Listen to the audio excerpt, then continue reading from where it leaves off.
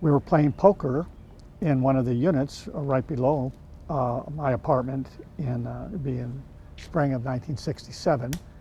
It was a keg party, and most of the guys were laid out, and it came down to Mike and I, and Mike just got up and says, I want to show you something. And so he goes over the apartment. He wasn't winning, and I think that's probably why he wanted to break into action, but he comes back with this, and so, you know, I was pretty impressed. The first time I really had it in my hand, and then he passes out.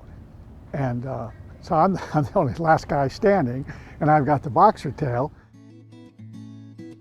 You know, when I left, it was there, and I thought, well, hell, I'll just go ahead and take it home, and they'll get it back tomorrow. And I, you know, like I said, the next morning, you know, nobody was feeling very good, but nobody knocked on the door. And then after about 2 or 3 weeks, it kind of got to the point where I was a little reluctant to bring it up because they probably wouldn't have been very happy about it. And so I just packed it in my bag, you know, like everybody else did, and just took it with me. That was in the spring of '67. I graduated, and then I went into the Air Force, and I just carried it with me. I was stationed in Washington, D.C., and then when I got out of the Air Force, I moved to Colorado and opened a practice, and I actually that was my first attempt to return it to Pacific.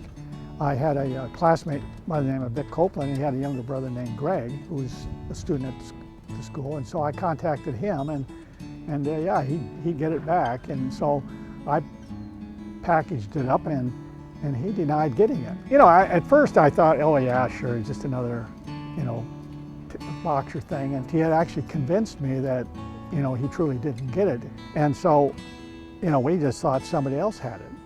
And then, but sometime 5 years or 7 years later, I received this package from the U.S. Postal Service, and that it had been recovered in a recovery station outside of Dallas from a truck accident. And they finally put my letter that I had made a reference to the boxer tail and my return address, and says, this must be yours. That's all I ever received from them. I used it as a paperweight.